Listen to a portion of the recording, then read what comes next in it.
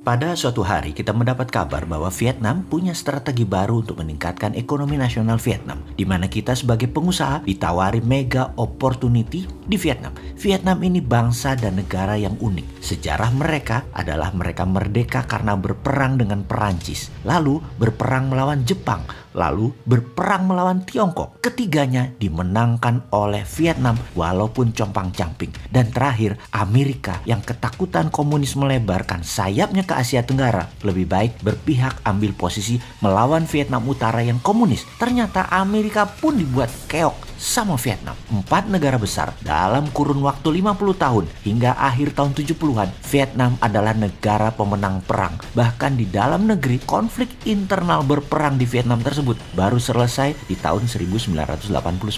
Vietnam selama 50 tahun main digorong-gorong dan diakui militernya sangat canggih di dunia. Mereka lah jagonya perang gerilya di zaman modern dan mereka membuktikan dengan mengalahkan 4 negara besar, Prancis, Jepang, Tiongkok, dan Amerika di ranah Vietnam. Jadi, tidak ada bangsa dan negara secanggih Vietnam dalam mempertahankan negaranya. Sejak tahun 90-an, Vietnam membuka diri walau masih gamang. Jenderal-jenderal perang mereka sekarang pejabat penting di negara tersebut. Namun kebiasaan dalam militer sebenarnya mereka pengen dapat uangnya cepat. Bukan pebisnis beneran sebenarnya mereka itu. Korupsi, kolusi, nepotisme kuat sekali di pejabat teras, di pejabat atas. Kalau di pejabat bawahan disikat kalau ada yang melakukan KKN ini. Jadi kita bermain dalam tanda petik harus dengan pejabat teras militer senior di Vietnam. Itu syaratnya untuk masuk dan sukses di Vietnam. Jadi ketika ada undangan di mana kita memang mengincar lama, termasuk ketika pejabat tadi belum menjabat, kita sudah idekan dan strategikan kepada dia untuk kita ambil dan kelola tambang bauksit, bahan alumina dan aluminium.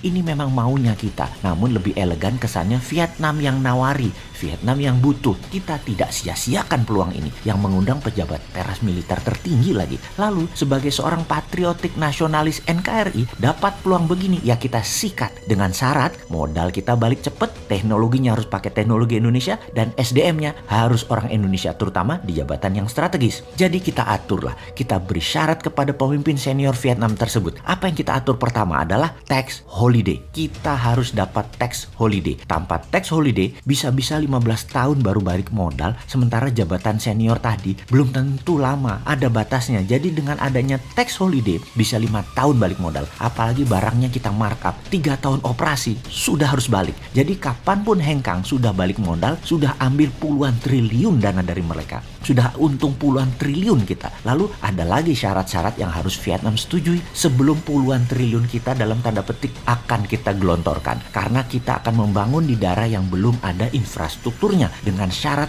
harus dekat laut agar gampang kita ke perairan internasionalnya. Namun pelabuhan harus kita bangun, jalanan harus kita bangun, wilayah perawan di Vietnam yang akan kita bangun. Perusahaan kita akan membangun infrastruktur sendiri mulai dari dermaga, jalan, tanur-tanur peleburan, power plant, area penimbunan bahan baku, dan barang hasil produksi. Juga instalasi pengelolaan air bersih serta ekstraksi oksigen dari air laut. Juga ditambah lagi asrama pegawai, rumah sakit, dan infrastruktur lainnya yang diperlukan untuk melakukan kegiatan usaha peleburan biji bauksit yang ditambang dari ratusan ribu hektar areal penambangan yang kita kuasai. Kita akan membawa 10 ribuan pegawai terampil termasuk Indonesia Private Army atau tenaga keamanan swasta. Ini militer loh ya, bukan satpam, yang membaur di lingkungan kerja untuk keamanan aset kita, juga untuk mengumpulkan data agar kalau ada apa-apa kita bisa antisipasi, bertindak cepat sebagai counternya. Lapangan terbang private jet yang boleh keluar masuk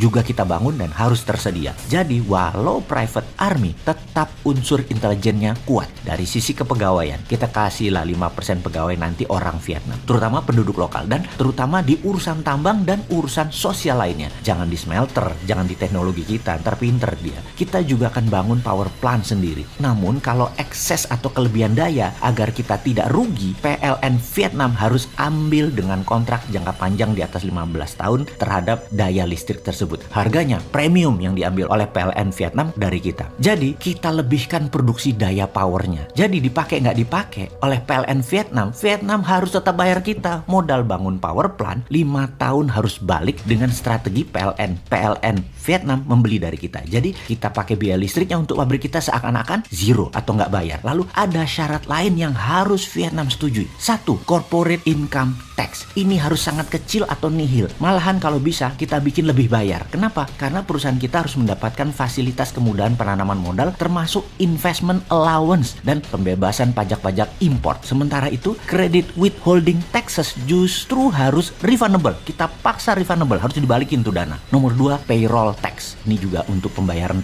juga harus nggak bayar. Karena warga Indonesia yang bekerja di perusahaan digaji dalam bentuk biaya hidup dan akomodasi yang disediakan oleh perusahaan kita plus sedikit uang saku. Sedangkan hak gaji yang lebih besar dibayarkan di Indonesia atau di keluarganya di Indonesia. Jadi di Vietnam nanti kecil aja. Karena itu payrollnya jadi kecil atau nol. Kebayang? Supaya Vietnam nggak bisa majak gaji karyawan. Itu strategi kita. Nomor 3, VAT atau Value Added Tax. Perusahaan kita justru kerjanya minta restitusi PPN karena semua produksi diekspor ke Indonesia dari Vietnam. Nomor 4, PBB, pajak bumi bangunan. Mungkin ini satu-satunya pajak yang kita berikan atau mereka dapat. Lalu berapa besarnya? Ya kita atur lah. Nomor 5, royalti yang akan dibayarkan kepada pemerintah Vietnam atas hak penambangan. Oke, ini kita bayar. Dan berapa bayarnya? Kita atur. Karena semua informasi tentang volume kegiatan penambangan, smelting, serta ekspor bauksit yang tahunya hanya perusahaan kita. Ini internal kita. Pihak pemerintah Vietnam harus tidak hadir di lokasi untuk mengawasi semua kegiatan-kegiatan seperti ini. Dan ini harus dapat kepastian dari sang pejabat senior tersebut, termasuk harus dilindungi dari kehadiran wartawan dan media independen. Media utama harus tidak ada berita tentang kita di sana, sehingga tidak bakal tahu berapa sesungguhnya kekayaan bauksit Vietnam yang telah atau akan kita keruk. Ibaratnya, perusahaan kita di Vietnam ini membeli bauksit dari pemerintah Vietnam. Perusahaan kita dipersilahkan mengambil sendiri dan membayar sesuai apa yang kita mau. Ini strateginya dan ini syaratnya. Sepertinya pejabat senior Vietnam sulit menolak karena dia sudah tanda tangan setuju. Oh ya, ada satu lagi. Dari sisi negara Vietnam dan muka pejabat harus kita belai dan harus kita lindung, yaitu Vietnam harus dapat multiplier effect-nya. Kita harus siapkan skenario, namun karena di daerah remote yang jauh dari peradaban pusat kehidupan bangsa Vietnam, kita fokuskan ke dekat-dekat pabrik kita untuk lokal saja. Namun lebih ke masalah sosial, jangan alih teknologi. Di sisi lain, di sisi kita, karena kita NKRI patriotik nasionalis, multiplier effect harus terbanyak ya di sisi Indonesia, bukan di Vietnam. Teknologi, bahan baku, transportasi, digitalisasi sebanyak mungkin dikerjakan di Indonesia. Vietnam terima bersih. Demikian sahabat, strategi kita untuk menambang bauksit dan smelternya yang akan kita bangun di Vietnam, di mana pabrik turunannya seperti aluminium tetap di Indonesia. Semoga informasi sederhana ini ada manfaatnya. Dan awas, jangan dibawa pikiran sahabat ke nikel di Indonesia ya. Indonesia bukan Vietnam. Indonesia jauh lebih pinter. Ngono loh.